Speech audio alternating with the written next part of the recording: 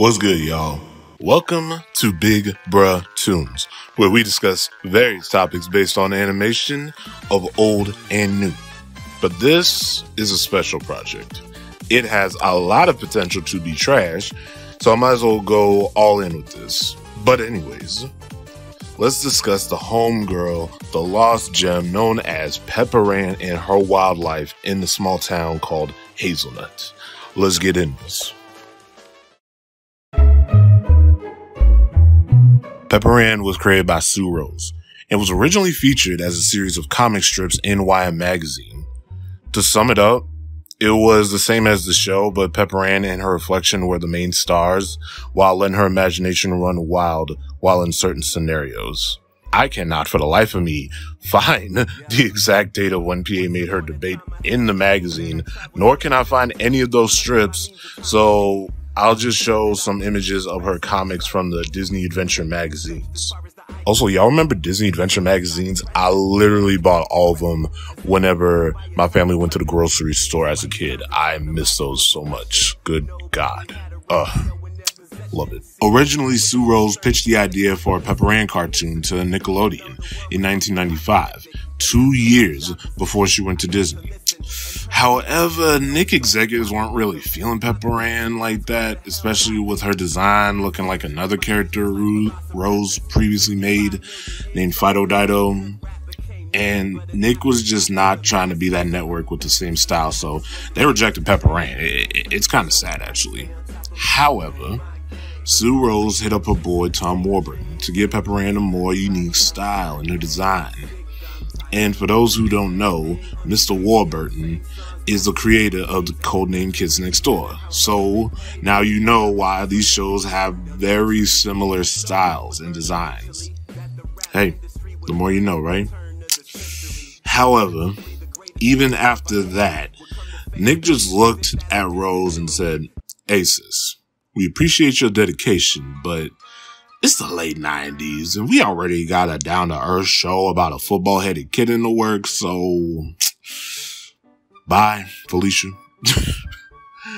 And then they kicked her off the curve for ever rejecting Pepper, and life sucks. Life sucks, nigga. With being rejected twice by Nick, Sue Rose had two options. Pitch this idea to Disney, or drop the project entirely. I mean, there's Cartoon Network, but they ain't got much going on at the time and nobody believed in them as much.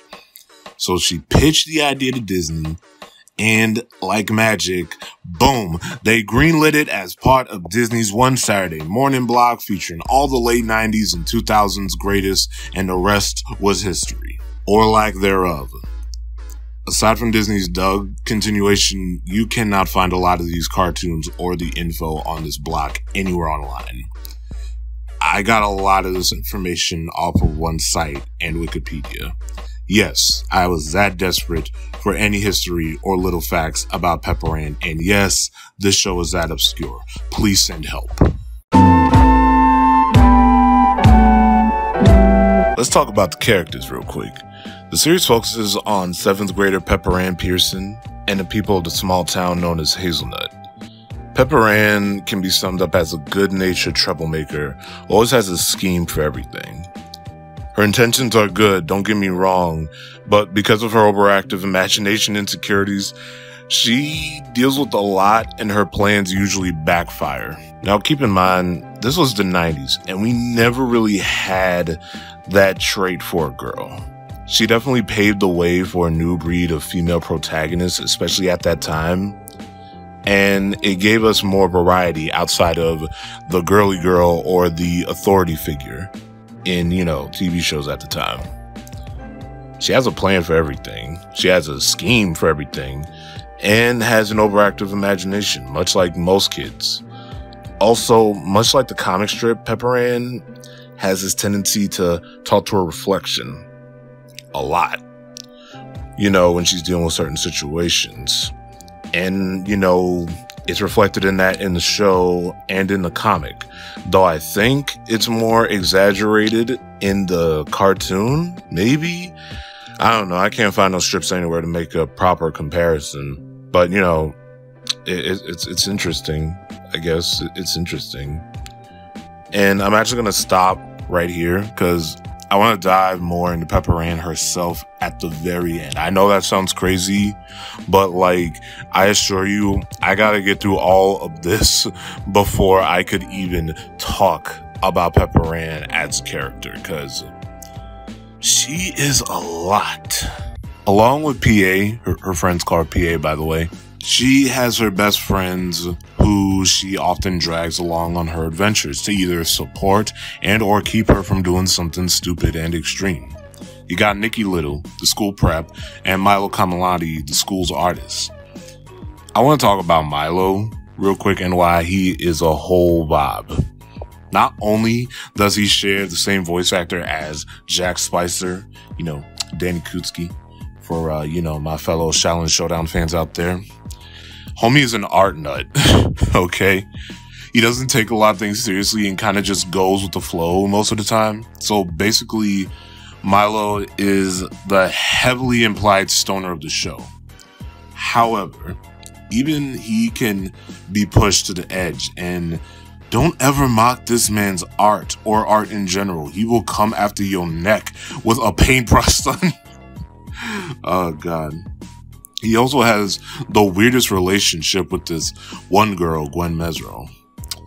After he was freaked out by her when she tries to make a move on him in her debate episode Crush and Burn, but she only got close to him just to get with another student. That nigga Dieter Lederhosen, who is every German and fat stereotype joke from the 90s. No joke, they kind of have this will they won't they type of interaction, but it's more this on again, off again relationship throughout the series, and you can't stand it. It was pretty minor, but mostly played for laughs. But I'm gonna be real. This man was simping hard for a basic girl with these thick braids. She didn't even want him. You hate to see it, because Milo deserved better.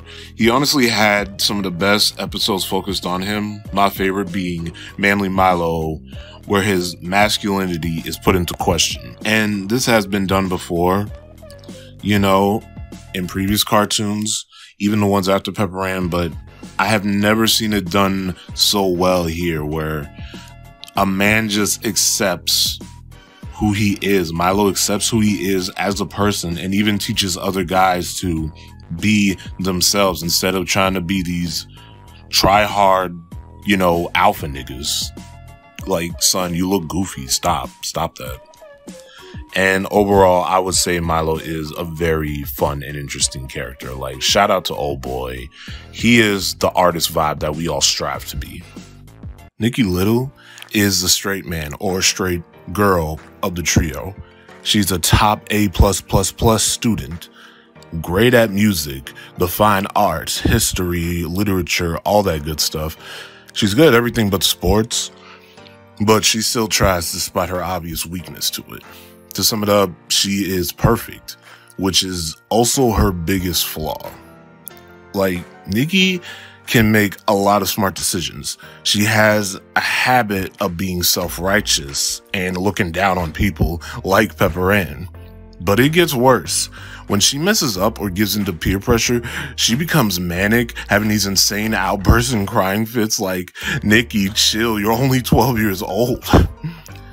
And as a kid, I'll be real, I didn't really like her that much or her centered episodes, but as I grew up and learned that peer pressure is a serious thing that we all got to deal with, I learned to appreciate her more. More specifically, in episodes like The Amazing Becky Little, which focuses on her very complex relationship with her older sister. To sum it up, her sister Becky is basically just a better version of Nikki, and everyone makes that as clear as day, including her own parents. Like, this girl could do no wrong. She's great at sports and everything. Literally just making Nikki look like the average student, like she is to everyone else. And it's sad. Again, especially when her parents make it clear that she is the better kid. Like, that kind of hits close to home for some people. Oh, man. it's just wild, because this all stems from this fear that they both have of swans. I'm not even joking. Like, if they were watching Black Swan, yo, Nikki would have a whole heart attack, I swear to God. But, you know, she talks it out with her sister, how she feels about her, how her sister ironically feeling the same way, and just them talking it out pretty much gets Nikki over her fear of swans and over her intimidation of her sister. And I assure you, characters who talk it out in this show, that's pretty much the main theme of the series. Like, but again, we'll get into that later. And let me tell you something, y'all. One thing I do love about Nikki is her shy yet light tone in her voice. But she can also come off as brutally honest with her opinions, or say something so morbid I just can't help but laugh. Like, Nikki, for the most part, is cool with everyone and has no real strong opinions on certain folks. However, if Nikki hates you, I swear she hates you, son. Nothing will get you on her good side after that. She'll slash your tires, my guy, I swear. And the best example of this was when she straight up called Gwen Mesro a thought in the episode Unicycle of Life. And I just laughed, son. Like, yo, can we play the clip real quick? Please, because it's just so good. Like, yo, Nick, you did not have to do Gwen Mesro like that. That's funny, but now that Pepper Ann and Milo are so obviously a couple, I'm strangely interested in him. What does that say about me? You're a homewrecker. Pepper Ann lives with her mother, Lydia Pearson, and her little sister, Moose, or Margaret Rose. Lydia is one of, if not the most underrated cartoon mom ever. Yes, I'm down bad for moms, but this is a whole other situation.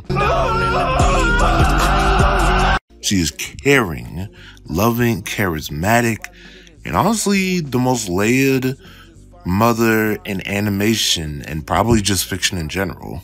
Don't get it twisted though. Pepper Ann does have a rival, her being Alice Kane.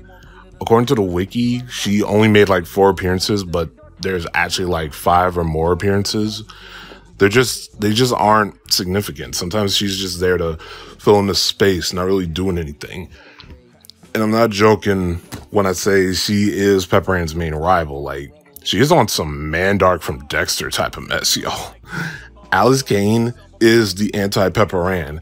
She will challenge PA and try to beat her at everything, even roller skating, which I didn't get into, but yet that is one of Pepper Ann's many hobbies, and Alice Kane tried to beat her in all of that.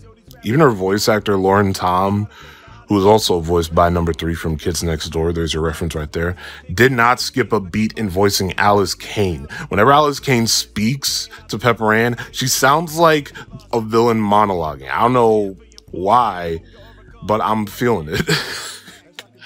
It's just crazy, yo. I got a soft spot for this character. She's over the top, evil, and just really kind of just insane. Like, I love over the top characters like that. Oh god. Pepper Ann is a very character driven show. One of the things I do like about it is the fact that a character you think that's just going to stick in the background for a while will eventually get like an episode centered around them, or at least have some type of focus on them. And I like that. I especially like that, you know, with the characters that they look like they're the stereotype, but they can actually be something entirely different or nothing at all. For example, you got Trinket St. Blair. At first, you know, she is the typical blonde, popular, rich girl or mean girl who thinks she's above all that. Real talk, like she's mad bougie, not gonna lie. However, the funny thing about Trinket is, despite how she is, especially towards Pepper Ann, she doesn't want to be bothered by Pepper Ann. And at times, Pepper Ann somewhat gives that same energy. Depending on the episode anyways, it's complicated. Like, they'll hang out at parties because they share a similar group of friends or acquaintances, yet they don't care for one another. And I love that. A lot of people in life will not like you, but they won't go out of their way to ruin your day. And that's basically what Trinket is. She doesn't mess with Pepper Ann, but she's not going to go out of her way to, like, ruin her life, you know, because Trinket's just vibing, y'all. And I love that. I love that she's not just this typical bully mean girl. I mean, don't get me wrong. Trinket still has those, you know, typical mean girl traits. She rich. She get everything from her daddy. She gets whatever she wants. She got that white privilege strongly. But, you know, again, she's not gonna go out of her way to ruin Pepper Ann's rep or anything like that. It's not that deep for her. Sis got her money. She got her popular friend. She don't care.